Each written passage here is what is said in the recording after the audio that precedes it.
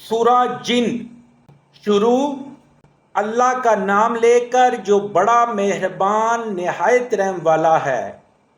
اے پیغمبر صلی اللہ علیہ وآلہ وسلم، لوگوں سے کہہ دو کہ میرے پاس وحی آئی ہے کہ جنوں کی ایک جماعت نے اس کتاب کو سنا تو کہنے لگے کہ ہم نے ایک عجیب قرآن سنا جو بھلائی کا رستہ بتاتا ہے، سو ہم اس پر ایمان لے آئے اور ہم اپنے پروردگار کے ساتھ کسی کو شریک نہیں بنائیں گے، اور یہ کہ ہمارے پروردگار کی عظمت شان بہت بڑی ہے، وہ نہ بیوی رکھتا ہے نہ اولاد، اور یہ کہ ہم میں سے بعض بے وقوف اللہ کے بارے میں جھوٹ افطرا کرتا ہے،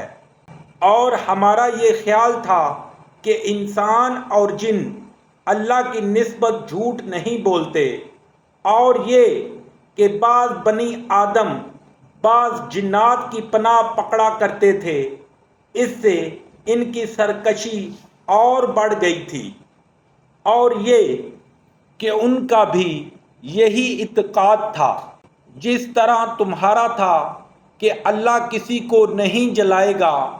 اور یہ کہ ہم نے آسمان کو ٹٹولا تو اس کو مضبوط چوکیداروں اور انگاروں سے بھرا ہوا پایا، اور یہ کہ پہلے ہم وہاں بہت سے مقامات میں خبریں سننے کے لیے بیٹھا کرتے تھے، اب کوئی سننا چاہے تو اپنے لیے انگارہ تیار پائے، اور یہ کہ ہمیں معلوم نہیں کہ اس سے اہل زمین کے حق میں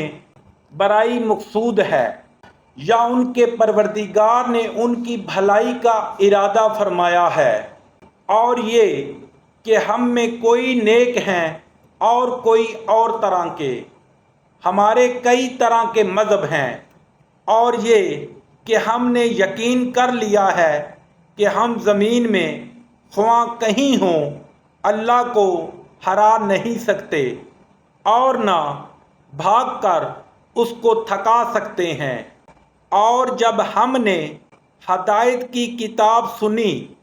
اس پر ایمان لے آئے، تو جو شخص اپنے پروردگار پر ایمان لاتا ہے اس کو نہ نقصان کا خوف ہے نہ ظلم کا، اور یہ کہ ہم میں بعض فرمانبردار ہیں اور بعض نافرمان گناہگار ہیں، تو جو فرمانبردار ہوئے وہ سیدھے رستے پر چلے، اور جو گناہگار ہوئے وہ دوزخ کا ایندھن بنے۔ اور اے پیغمبر صلی اللہ علیہ وآلہ وسلم، یہ بھی ان سے کہہ دو کہ اگر یہ لوگ سیدھے رستے پر رہتے تو ہم ان کو پینے کو بہت سا پانی دیتے تاکہ اس سے ان کی آزمائش کریں، اور جو شخص اپنے پروردگار کی یاد سے منہ پھیرے گا وہ اس کو سخت عذاب میں داخل کرے گا، اور یہ کہ مسجدیں خاص اللہ کی ہیں تو اللہ کے ساتھ کسی اور کی عبادت نہ کرو، اور جب اللہ کے بندے محمد صلی اللہ علیہ وآلہ وسلم اس کی عبادت کو کھڑے ہوئے تو کافر ان کے گرد ہجوم کر لینے کو تھے، کہہ دو کہ میں تو اپنے پروردگار ہی کی عبادت کرتا ہوں اور کسی کو اس کا شریک نہیں بناتا، یہ بھی کہہ دو کہ میں تمہارے حق میں نفع اور نقصان کا کچھ اختیار نہیں رکھتا، یہ بھی کہہ دو کہ اللہ کے عذاب سے مجھے کوئی پناہ نہیں دے سکتا اور میں اس کے سوا کہیں جائے پناہ نہیں دیکھتا، ہاں اللہ کی طرف سے احکام کا اور اس کے پیغاموں کا پہنچا دینا ہی میرے ذمے ہے، اور جو شخص اللہ اور اس کے پیغمبر کی نافرمانی کرے گا تو ایسوں کے لیے جہنم کی آگ ہے، ہمیشہ ہمیشہ اس میں رہیں گے۔ یہاں تک کہ جب یہ لوگ وہ دن دیکھ لیں گے جس کا ان سے وعدہ کیا جاتا ہے،